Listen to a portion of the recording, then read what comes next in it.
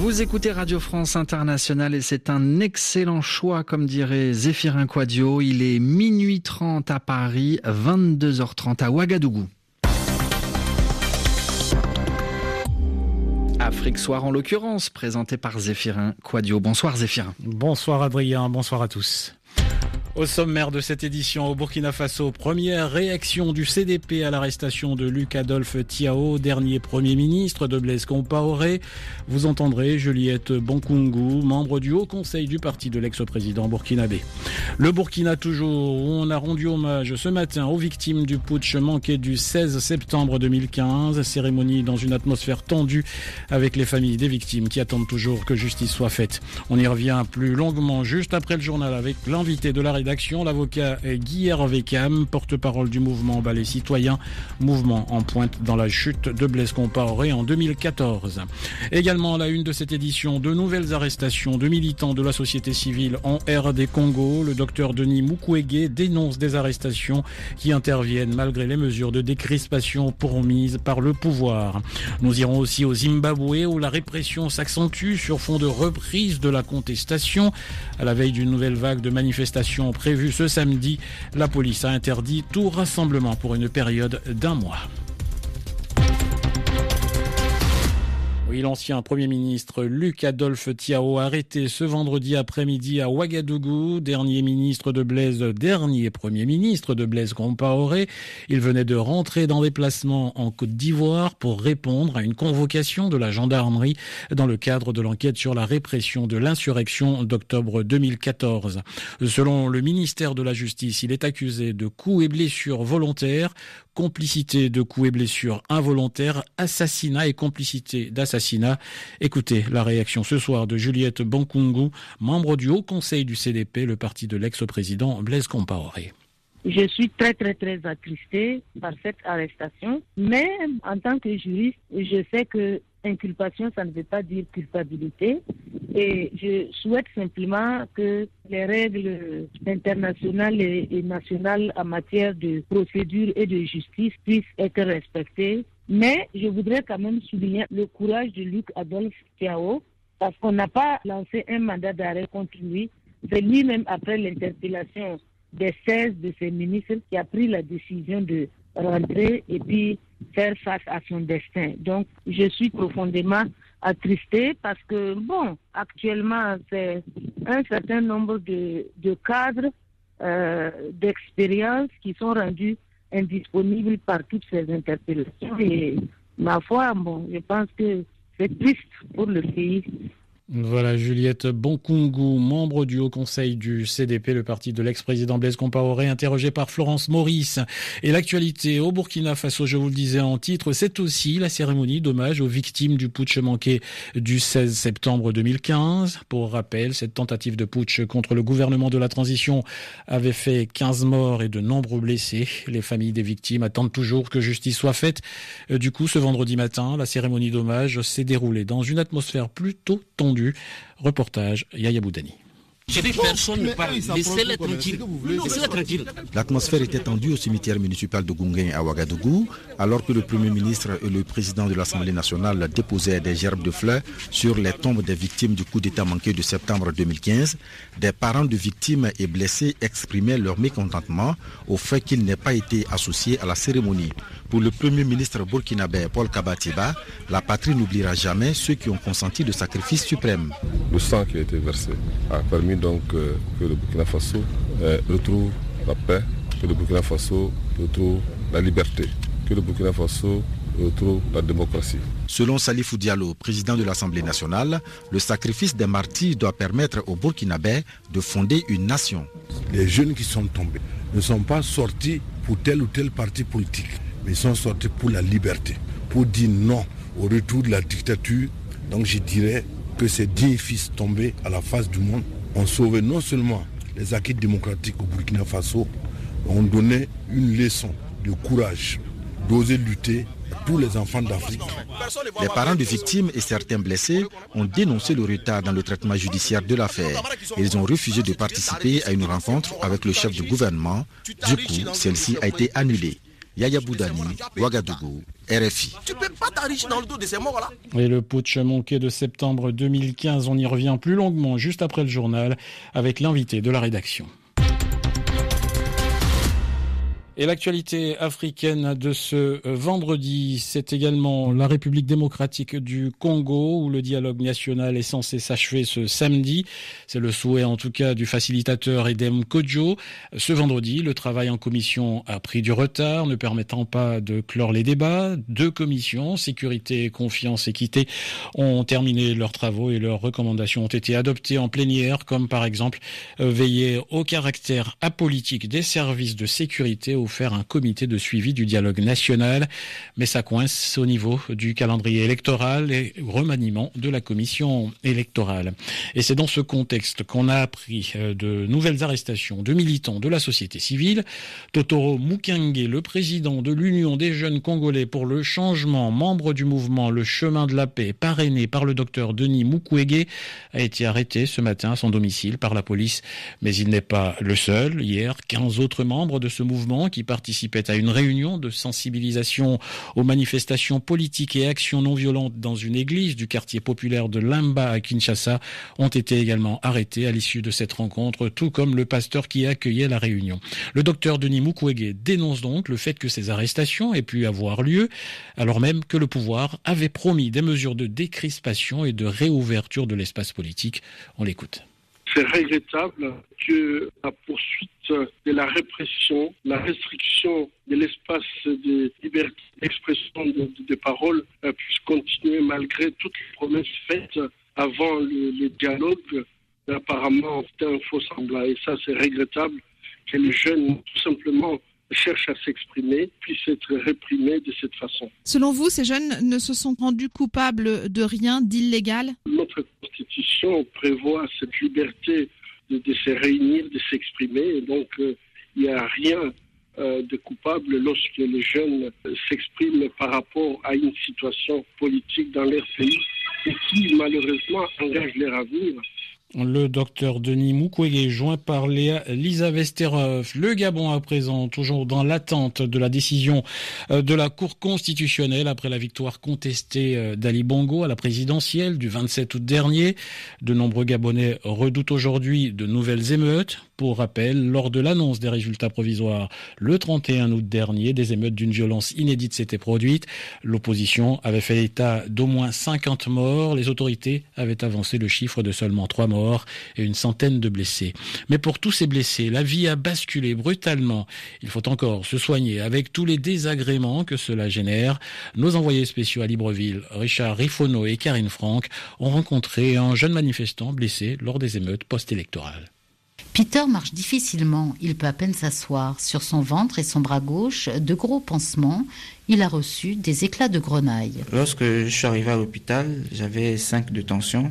Le médecin pressait les infirmiers parce qu'elle disait que j'étais en train de mourir. Finalement, ils m'ont opéré, ils ont soigné les 4 blessures qu'il y avait sur les intestins. Peter sait bien qu'il a eu de la chance, il est encore vivant. C'est des images qui reviennent, j'aurais jamais cru que je pouvais vivre ces genre de choses un jour dans ma vie. Il y avait plein de jeunes qui étaient là, il y a un surtout qui était à côté de moi qui tremblait, qui avait le sang qui sortait des narines. Je me demande s'il est toujours vivant, c'était horrible à voir. Autour de moi, il y avait des corps animés et certains inanimés. Et un autre qui avait le bras pratiquement, on va dire, coupé. C'était vraiment horrible. Ça me torture. C'était horrible, c'était horrible. Étudiant, Peter avait un petit boulot. Il aidait un peu sa famille en attendant la rentrée. Aujourd'hui, il n'est plus en mesure de travailler. Le plus dur à vivre, c'est le quotidien. Les choses ne se passent plus comme avant. Manger, se soulager, faire un peu ses petits besoins, tout a changé pratiquement. C'est vraiment ça le plus dur à vivre. Et surtout le regard des gens qui se disent que tu n'aurais pas dû y aller et tout.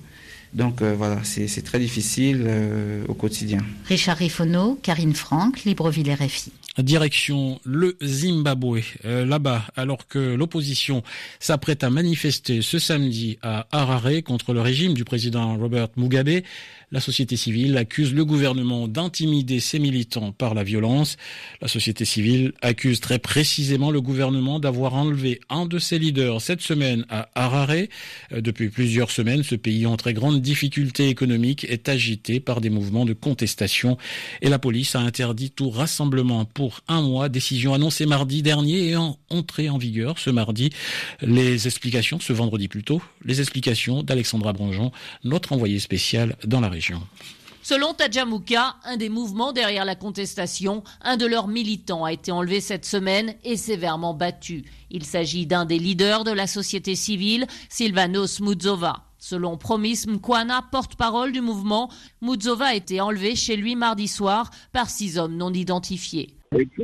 Ils l'ont pris chez lui, il faisait noir, ils lui ont mis un sac sur la tête avant de l'emmener. Ils l'ont battu et lui ont posé beaucoup de questions. Ils lui ont même fait une injection et l'ont laissé pour mort sur le bord de la route. Ce sont des jeunes délinquants de la ZANU-PF qui essayent d'intimider les militants. Le militant a été retrouvé le lendemain et est actuellement à l'hôpital. Pour le porte-parole du mouvement, il n'y a pas de doute, les autorités essayent d'intimider les militants pour qu'ils cessent toute contestation. Mais pour Tadjamouka, hors de question de céder, ils seront demain dans la rue aux côtés de l'opposition politique pour demander le départ du président Robert Mugabe.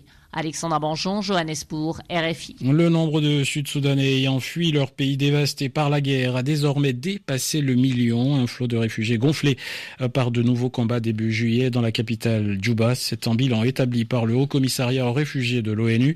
Et c'est dans ce contexte que les autorités de Djouba ont ordonné en début de semaine la fermeture du principal journal anglophone du pays. Motif, le Nation Mirror avait fait sa une sur un rapport de la fondation américaine The Century, créé entre autres par l'acteur George Clooney. Ce rapport dénonçait la manière dont les élites politiques du pays s'étaient enrichies en profitant de la guerre civile. L'actuel président Salva Kiir et son ancien vice-président Riek Machar, aujourd'hui passés dans l'opposition, étaient nommément cités par le rapport. Cette fermeture est significative des atteintes aux droits des journalistes au Soudan du Sud. Je vous propose d'écouter cet homme, ancien rédacteur en chef d'un quotidien national. Il a carrément préféré cesser ses activités de journaliste en raison de ce contexte de répression. Nous avons choisi de ne pas donner son nom par mesure de sécurité. Écoutez.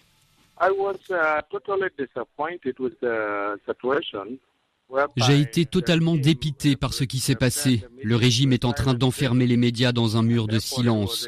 C'est très choquant que ça se soit terminé comme ça.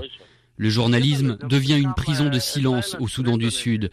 C'est avec ce genre de régime qu'on essaie de composer. À présent, nous ne sommes plus des journalistes. Nous devons écrire ce que le gouvernement nous dit d'écrire. Si tu parles, tu es susceptible de te faire tuer ou emprisonner. Moi-même, après 28 années sur le terrain, j'ai fini par arrêter le journalisme l'année dernière. J'ai arrêté parce que j'étais menacé. On m'a dit que si je ne me taisais pas, je ne survivrais pas.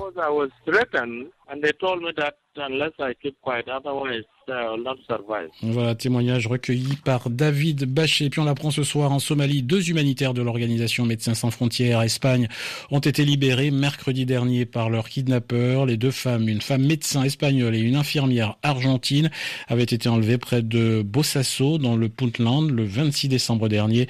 Le ministre espagnol des Affaires étrangères a remercié les autorités du Puntland pour leur aide et a précisé qu'aucune rançon n'avait été versée. Et puis une page culture avant de refermer ce journal. Une page culture avec l'Ivoirien d'origine malienne Ali Keïta, qui est sans conteste le plus célèbre balafoniste africain. Il se produit ce samedi au Théâtre des Abbesses à Paris pour un concert en solo exceptionnel. Habitué à accompagner des jazzmen comme Omar Sosa, il compose aussi des pièces très inspirées du jazz. C'est ce que je vous propose de découvrir à travers ce sujet signé Olivier Roger.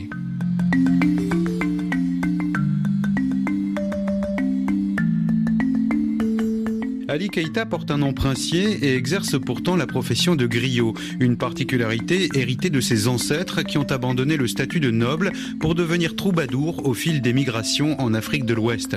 Dans cette famille où l'on ose briser les codes, Ali Keïta a sorti le balafon de l'univers mandingue pour le propulser dans le chaudron du jazz fusion, et pour ce faire, ce musicien qui fabrique aussi ses instruments a dû réinventer le balafon. J'ai voulu jouer le balafon comme un piano. Le balafon standard, il y a 21 lamelles. Quand tu veux jouer en solo, c'est toujours les notes un peu très aiguës. Et moi, j'ai ajouté encore une octave plus grave pour pouvoir jouer comme le piano, comme j'ai vu Keith Jarrett en concert, d'autres musiciens. Et même en Afrique, quand on voit mon balafon, on dit, mais depuis quand le balafon a 30 lamelles?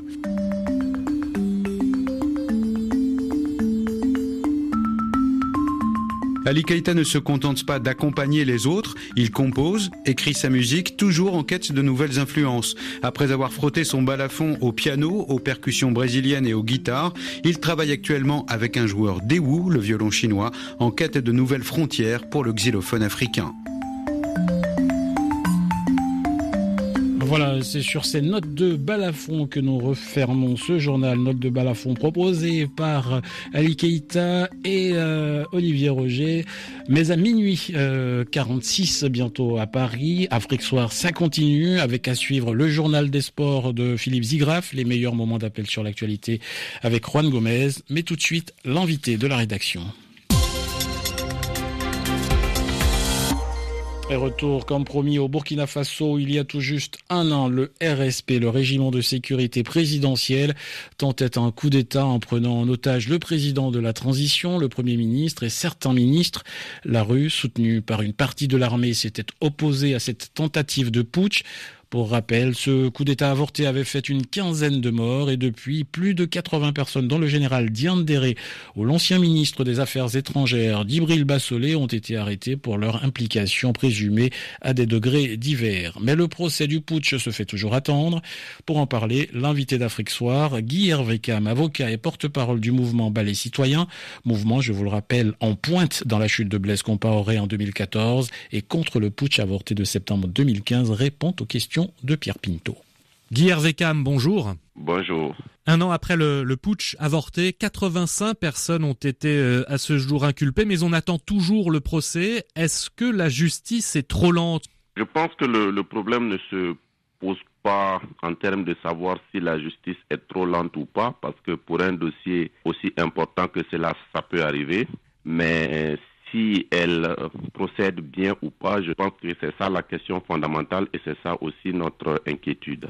Pourquoi vous êtes inquiet ? Parce que le dossier a connu beaucoup de difficultés qui montrent clairement qu'il y a des influences extrajudiciaires. Et à partir de ce moment-là, nous qui souhaitons avoir une très bonne justice sur cette question importante qu'est la tentative de putsch, nous sommes inquiets. Par exemple, concrètement, quel type d'interférence extrajudiciaire, politique pour dire le mot ? On a vu tout le débat qui s'est posé autour de la question du mandat d'arrêt de Guillaume Soro. On a vu aussi comment de manière cavalière des juges d'instruction chargés du dossier ont été retirés du dossier. Et d'ailleurs, pour nous, c'est l'une des raisons qui va sans doute ralentir parce qu'il y a 4 mois, quand on a relevé ces juges de leur fonction de juge d'instruction au tribunal militaire, on nous a dit que c'est parce que le dossier était pratiquement fini et que ce n'était pas nécessaire de les maintenir.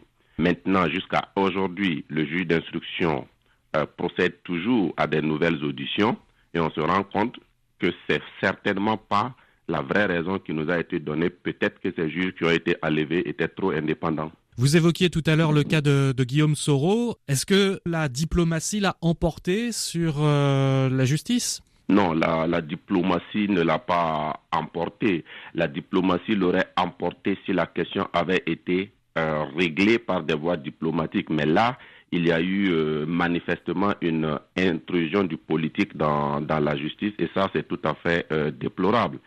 Et nous attendons de pied ferme la procédure parce qu'à ce que nous sachions, il y a bel et bien une seule décision qui a été rendue, celle qui rejette la demande d'annulation du mandat d'arrêt. La décision qui annule ce mandat d'arrêt n'a pas été prononcée par les juges qui ont rendu la décision et en temps opportun, c'est sûr que les débats se porteront sur ces questions-là. Est-ce que vous êtes d'accord avec les avocats de Djibril Bassolé, notamment, qui estiment que leur client est victime d'une cabale politique ? Pas du tout, pour la simple et bonne raison que je ne les ai jamais entendus contester la matérialité des écoutes téléphoniques. Ils ont toujours contesté la procédure d'obtention de ces écoutes-là. Je pense que c'est tout à fait normal de leur part, quand on n'a pas beaucoup de moyens de défense, de s'en tenir à des grands discours du genre c'est un procès politique, c'est une procédure politique. Ici, la question est de savoir si oui ou non Djibril Bassolé était impliqué dans ce coup d'État et c'est sur cette erreur-là que nous les attendons. Est-ce que selon vous, certains des acteurs du putsch du 16 septembre 2015 ne sont pas poursuivis et devraient l'être ? Globalement, nous pensons que les vrais acteurs de ce putsch-là, à savoir le général Diendéré, sont poursuivis. Nous savons que dans l'armée, il y a effectivement des personnes qui ont pactisé avec les putschistes, certains parce qu'ils voulaient le pouvoir, d'autres parce qu'ils ont eu peur. Et nous disons qu'en tout état de cause, ces personnes auront à répondre lorsque le procès sera ouvert.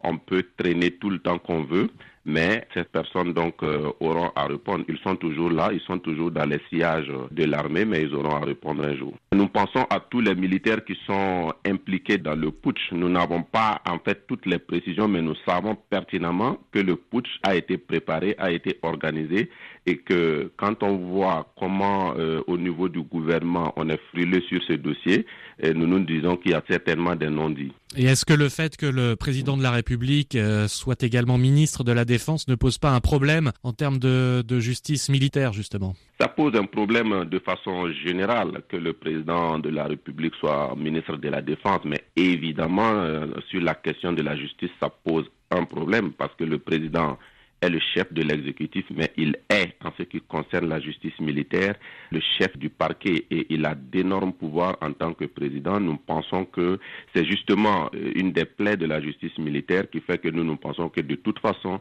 la justice militaire n'est pas une justice et c'est une justice sur laquelle il faut revenir. Tout le monde doit aller devant les juridictions de droit commun si on veut une justice vraiment indépendante. Le Burkina Faso a connu 7 putschs depuis son indépendance. Si la justice est rendue, ça pourrait permettre d'arrêter ce cycle ? Nous pensons déjà que ce cycle est derrière nous. La justice que nous demandons, c'est surtout une justice pour les victimes. C'est surtout aussi une justice pour la réconciliation parce qu'en réalité, tout le monde parle de réconciliation au Burkina Faso.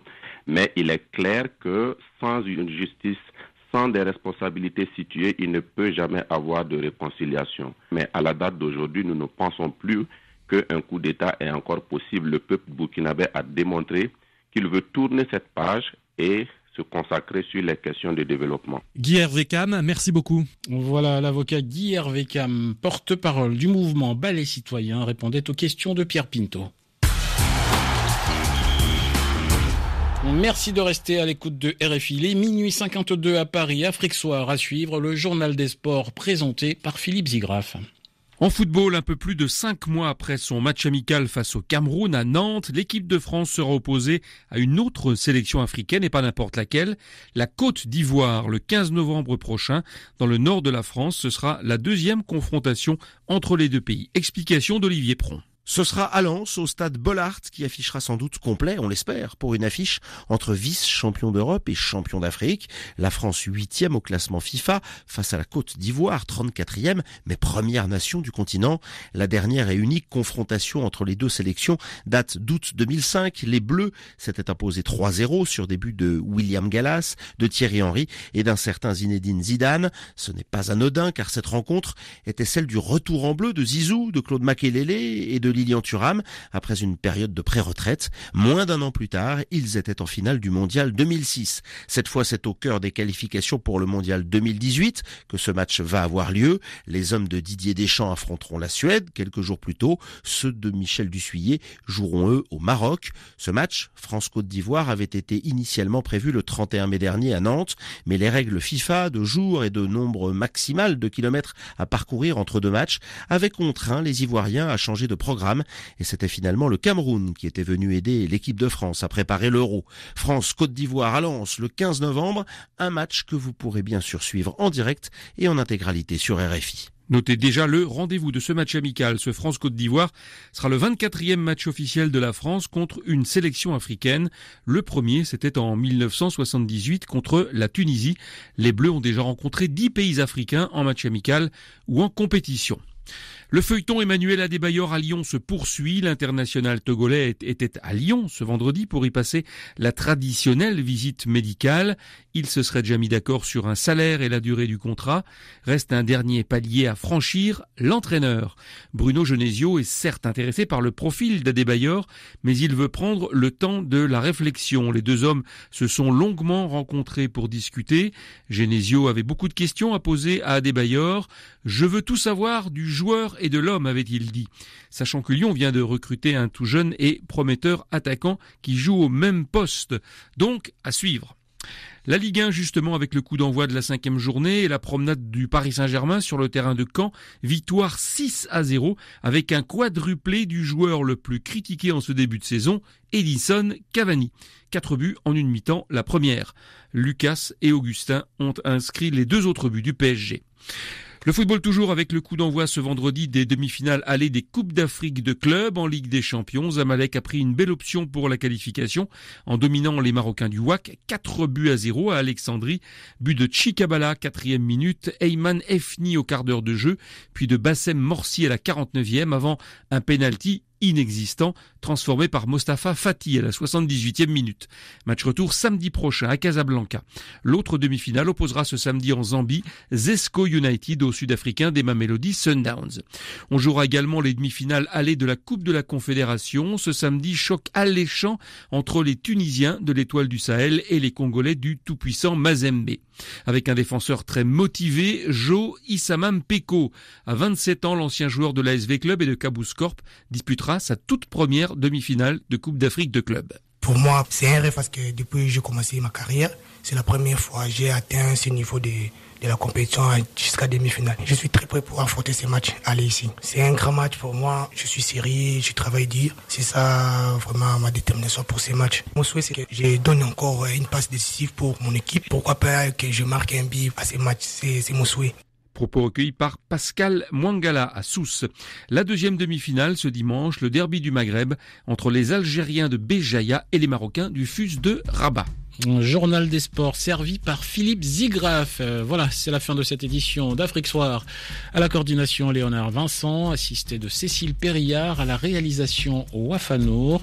Merci à toutes et à tous. À suivre les meilleurs moments d'appel sur l'actualité avec Juan Gomez. C'est dans 10 secondes.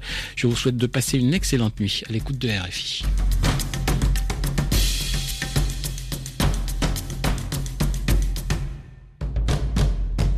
Suivez le zapping d'appel sur l'actualité avec Orange Money, leader du transfert d'argent et du paiement de factures via mobile. Bienvenue, c'est l'heure du zapping. Ce matin, vous réagissiez à l'actualité de votre choix et vous nous avez interpellé sur l'opération militaire franco-britannique en Libye. C'était il y a 5 ans, une intervention qualifiée de désastreuse par les députés britanniques. C'était une intervention inopportune, inconséquente. Cette guerre n'avait pas vraiment sa raison d'être. L'État libyen n'existe plus. Il n'existe que de nom. Il y a une véritable anarchie qui s'est installée. Et l'intervention avait juste pour objectif de faire partir le guide libyen. Et je vous assure qu'aujourd'hui, les conséquences sont plus dramatiques.